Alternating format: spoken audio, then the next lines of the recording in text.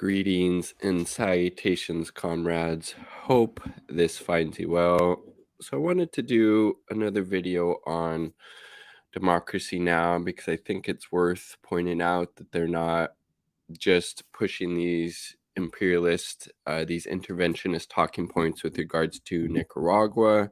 This has been something they've been doing for a long time. We can even go back to 2011. I'll show you some of the stories they were pushing then about Libya. Again, Libya before the U.S. led the NATO intervention there that overthrew the government of Muammar Gaddafi. That was the most prosperous country in the whole continent of Africa. And after that illegal intervention, that illegal war, they literally have open air slave markets in that country and is still a failed state a decade later. Richard Medhurst did a really good article highlighting the all of the achievements that were happening in that country and had happened. I think the country is like 90% desert.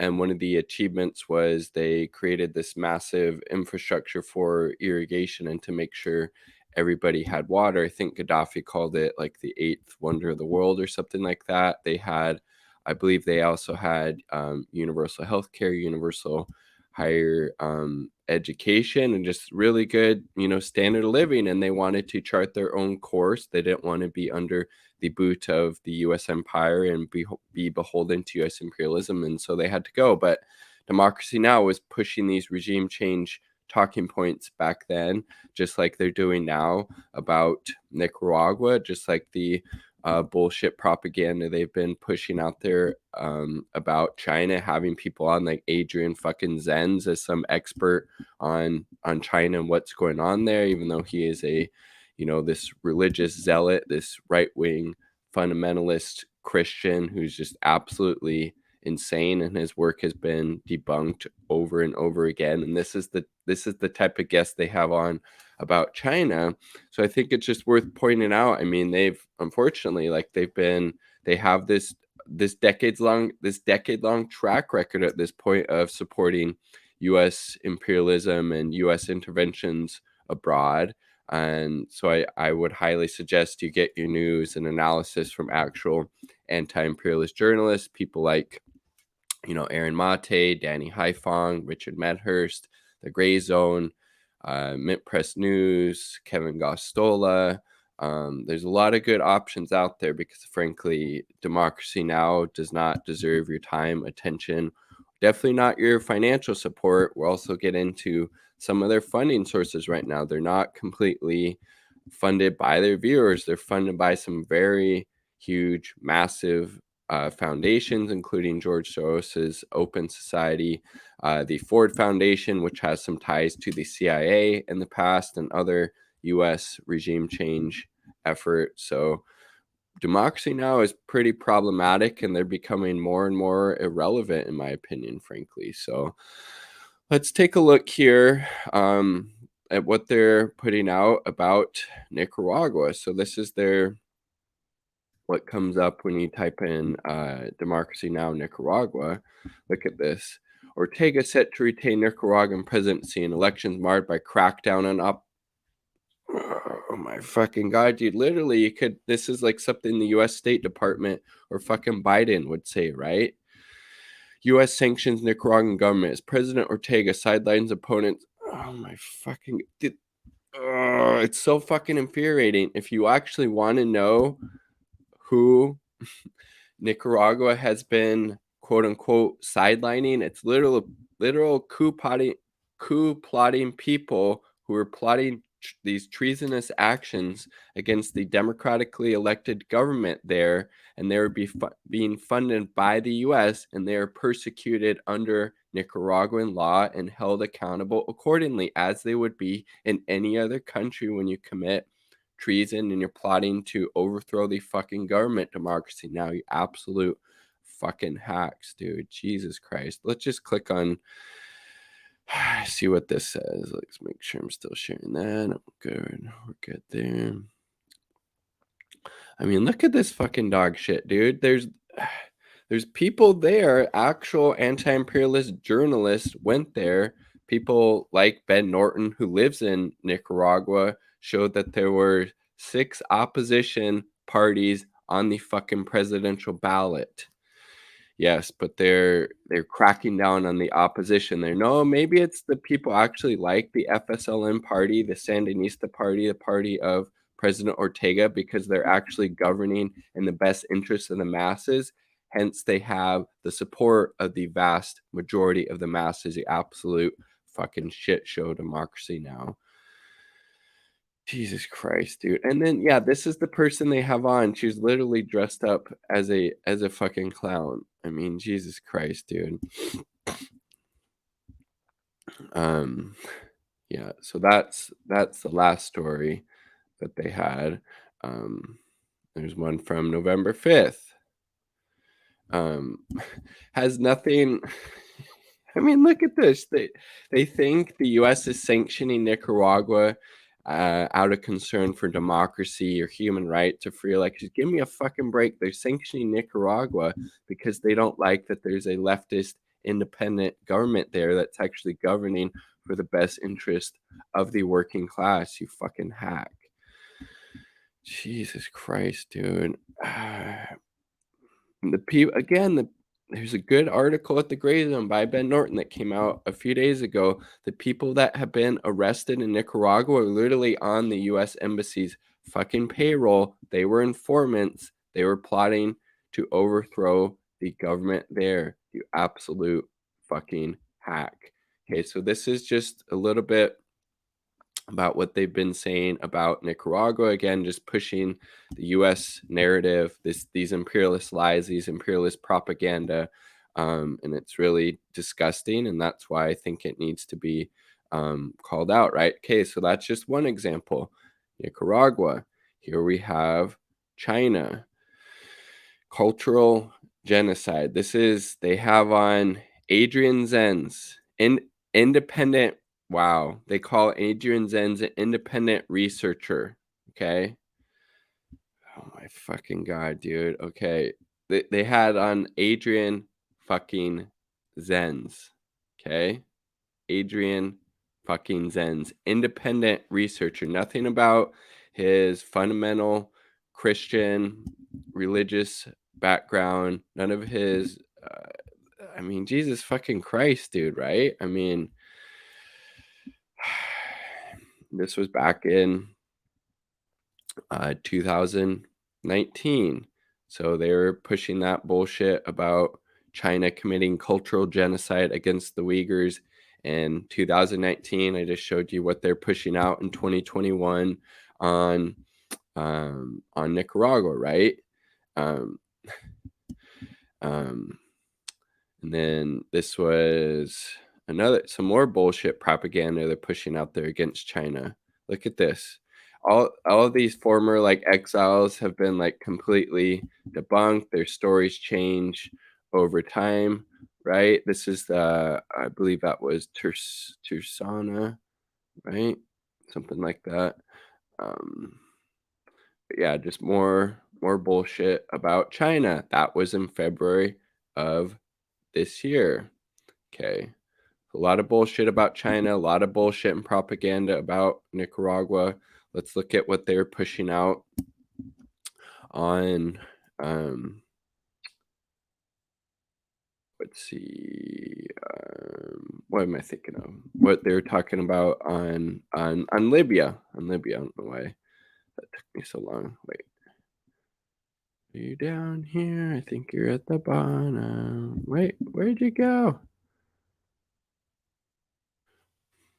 In here somewhere. Where did you go, you little devil? There we go. Libya, democracy now. So many tabs open. Okay.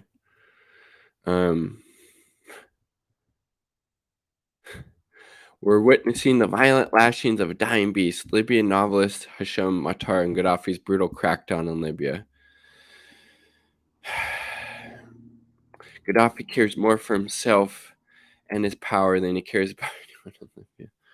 My fucking god, dude. Do yourselves a favor. Read the article that Richard Medhurst put out about the 10-year anniversary of this disastrous illegal intervention and war that was again led by U.S. and NATO.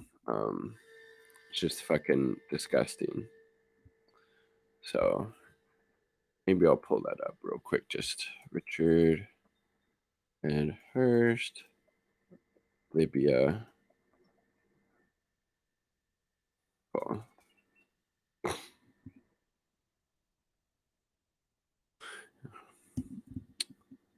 Yeah. Again, they were the most prosperous country. The which article am I sharing now? Yeah, we'll stop sharing that one, and then we'll share the Richard Medhurst one just for a little bit more perspective here. I believe that should be at the bottom, right?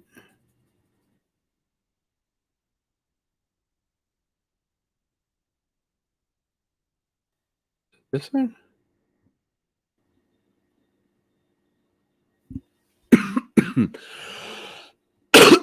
Fuck me. Should be. Is it this one? I don't know what the fuck this is then. No. Not that one. Why are you not sharing? Share and share alike. Bam, bam, bam. Should be right there. Anyway, well, I'll just read from it since that's not working. During his 42 years in power, this is Gaddafi increased the country's literacy rate from 25 to 85%. Libyans enjoyed free healthcare, free education, high standard of living, basic necessities such as electricity and gas were cheap, and the country is guaranteed a strong social safety net and welfare program. Libya is 90% desert. Gaddafi sought to provide fresh water to all Libyans for consumption and agriculture, an endeavor in which he succeeded. He built the world's largest irrigation project, the Great Man-Made River in the 80s, boasting the world's largest pipe network, provides 70% of all fresh water in Libya. Gaddafi called it the eighth wonder of the world, costing over $25 billion. The project was entirely self-financed without any loans or credits from foreign banks. Libya had grown to be a very wealthy country and no external debt. Libya, NATO bombed the Great Man-Made River in 2011, destroying key civilian infrastructure, a war crime. The UN's Human Development Index provides a summary of measures of health, education, and income. In 2010, Libya is ranked number one in Africa and 53rd out of 189 countries and territory. Today, its ranking has sunk from 53rd to 105th worldwide. So that was what Libya was like before the U.S. invaded and completely decimated and destroyed that country. And Democracy Now! Was in support of that then. Okay, so we have, again, a decade-long track record of them pushing this imperialist regime change narrative. And let's look at some of their funding. So they're funded one of the foundations, because again, they're not all independently funded by the average person. They're funded by these massive foundations like the Ford Foundation. And who's on the board? Who has been on the board of trustees? Samantha fucking Power, the queen of quote unquote humanitarian interventions. Okay. She was in the Biden administration or the Obama administration. I believe she is also in the Biden administration as well, if I'm not mistaken. So, okay, that's the Ford Foundation. They support Democracy Now! And they also hire these fucking hacks who support quote unquote humanitarian intervention like Samantha Power. They also receive support from George Soros's Open Society. George Soros is openly critical of China. Look at this. George Soros, China's most dangerous to open societies. Davos 2019. Yeah, let's downvote that because that's a bunch of fucking bullshit, right? Most dangerous to open societies. And again, Democracy Now! Pushes that anti-China narrative, platforming absolute discredited hacks with no type of journalistic or research credibility, like Adrian fucking Zenz, to come on and parrot him as being some type of unbiased researcher on China. And George Soros hates China, a lot of anti-China rhetoric, and his foundation, the Open Society, funds Democracy Now. Okay, coming with the receipts here, people, just not pulling shit out of my butt, right? And then this is just a pretty interesting article from Counterpunch, Foundations and American Power. In Indonesia, the Ford Foundation, again, the Ford Foundation is one of the donors to Democracy Now. In Indonesia, the Ford Foundation sponsored knowledge networks work to undermine the neutralist Sukarno government that challenged U.S. hegemony. At the same time, Ford trained economists both at the University of Indonesia and U.S. universities for future regime supportive capitalist imperialism. And again, Sukarno was overthrown by U.S.-backed coup. Palmer's labors in the Ford archives netted him clear evidence that Ford worked closely with the CIA in planning for Indonesian massacre and transition U.S.-friendly Suharto government. In Nigeria, the three big foundations created institutes, network, and university departments providing resources that are otherwise very scarce and thus incorporated even progressive Nigerians into pro-Western, pro-capitalist camp. So again, like Democracy Now! Likes to talk about how we're all independently funded. We don't have any type of, corporate influence or anything like that. Like, dude, you're funded by, again, Soros's Open Society, the Ford Foundation, Public Welfare Foundation, Schumann Center for Media and Democracy, the Tides Foundation, and other left-leaning orgs. Okay, I'm sorry, but you're not independently funded if you're taking money. And again, it's unclear. I tried to find out how much money exactly they're getting from these different foundations. I couldn't find that information. Seems like maybe they don't want people to know, because I'm assuming it's probably a pretty decent sum. Maybe it just takes more legwork and research. But sorry, if you're getting money from these massive foundations, these foundations with billions of dollars in money, you're not independent. You're not completely independently funded. And I'm not saying there's any type of explicit orders or directives coming from these foundations to Democracy Now. I just think they wouldn't be getting this funding if they wouldn't be pushing narratives that the people associated with these foundations are in support of, like George Soros and his anti-China rhetoric. He was calling out Xi Jinping a couple months ago. We saw that video from that German site saying how Soros thought China was presented the biggest danger to open societies in the world. And then we see Democracy Now! Pushing that anti-China rhetoric, that anti-China narrative, those lies and propaganda about them committing cultural genocide against the Uyghur Muslims.